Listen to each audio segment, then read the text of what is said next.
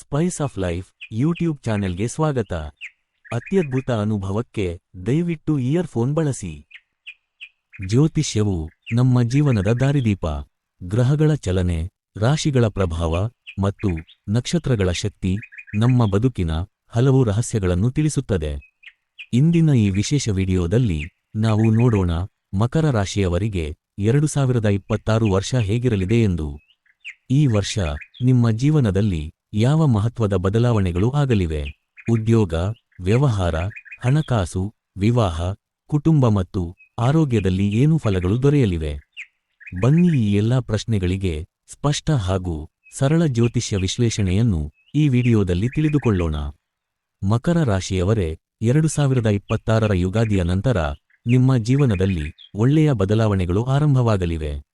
ವಿಶೇಷವಾಗಿ ಜೂನ್ ತಿಂಗಳ ನಂತರ ಗುರುಗ್ರಹದ ಕೃಪೆಯಿಂದ ನೀವು ಅಂದುಕೊಂಡಿದ್ದ ಕೆಲಸಗಳು ಒಂದೊಂದಾಗಿ ನೆರವೇರಲು ಶುರುವಾಗುತ್ತವೆ. ಹೊಸ ಅವಕಾಶಗಳು ನಿಮ್ಮ ಮುಂದೆ ಬರುತ್ತವೆ. ಆದರೆ ಅವನ್ನು ಹೇಗೆ ಸದುಪಯೋಗಪಡಿಸಿಕೊಳ್ಳುತ್ತೀರಿ ಅನ್ನೋದರ ಮೇಲೆ ನಿಮ್ಮ ಯಶಸ್ಸು ಅವಲಂಬಿತವಾಗಿರುತ್ತದೆ. ಹೊಸ ಕೆಲಸ ಹುಡುಕುತ್ತಿರುವವರಿಗೆ ಉತ್ತಮ ಅವಕಾಶಗಳು ಸಿಗುವ ಸಾಧ್ಯತೆ ಇದೆ.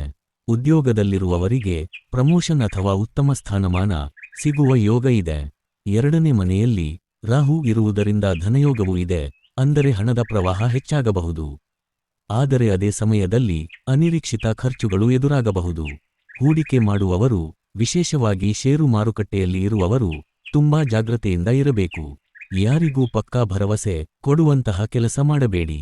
ಹಣ ಸಹಾಯವಾಗಲಿ, ಒಡವೆ ಸಹಾಯವಾಗಲಿ ಕೊಡುತ್ತಿರುವಾಗ ಎಚ್ಚರಿಕೆಯಿಂದ ನಿರ್ಧಾರ ಮಾಡಿ, ಏಕೆಂದರೆ ಅದು ಹಿಂತಿರುಗುವ ಸಾಧ್ಯತೆ ಕಡಿಮೆ ಇರಬಹುದು.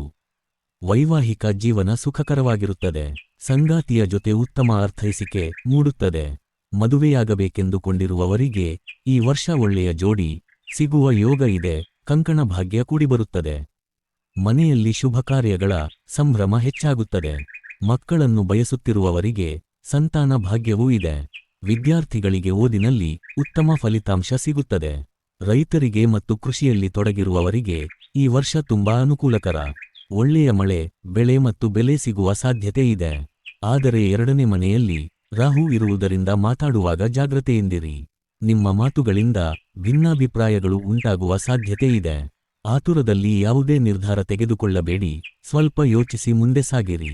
ನಿಮ್ಮ ರಾಶಿಯ ಅಧಿಪತಿ 3ನೇ ಮನೆಯಲ್ಲಿ ಇರುವುದರಿಂದ ಯಶಸ್ಸು ಖಂಡಿತ ಸಿಗುತ್ತದೆ, ಆದರೆ ಸ್ವಲ್ಪ ನಿಧಾನವಾಗಿ ಸಿಗಬಹುದು. ಆರೋಗ್ಯದ ವಿಷಯದಲ್ಲಿ ಸಣ್ಣಪುಟ್ಟ ತೊಂದರೆಗಳು ಕಾಣಿಸಿಕೊಳ್ಳಬಹುದು, ಆದ್ದರಿಂದ ಮುನ್ನೆಚ್ಚರಿಕೆ ಅಗತ್ಯ. ಪರಿಹಾರವಾಗಿ ಶನಿವಾರದಂದು ಆಂಜನೇಯ ಸ್ವಾಮಿ ದೇವಸ್ಥಾನಕ್ಕೆ ಹೋಗಿ ತುಳಸಿಹಾರ ಅರ್ಪಿಸಿ ಸ್ವಲ್ಪ ಸಮಯ ಧ್ಯಾನ ಮಾಡಿ ಬನ್ನಿ. ಇದರಿಂದ ಮನಶಾಂತಿ ಹಾಗೂ ಉತ್ತಮ ಫಲಿತಾಂಶಗಳನ್ನು ಪಡೆಯಬಹುದು. ಮಕರ ರಾಶಿಯವರೇ, ಒಟ್ಟಾರೆ 2026 ನಿಮಗೆ ಪ್ರಗತಿ ಮತ್ತು ಹೊಸ ಅವಕಾಶಗಳ ವರ್ಷ. ಜಾಗ್ರತೆಯಿಂದ ಮುಂದುವರಿದರೆ ಯಶಸ್ಸು ನಿಮ್ಮದೇ.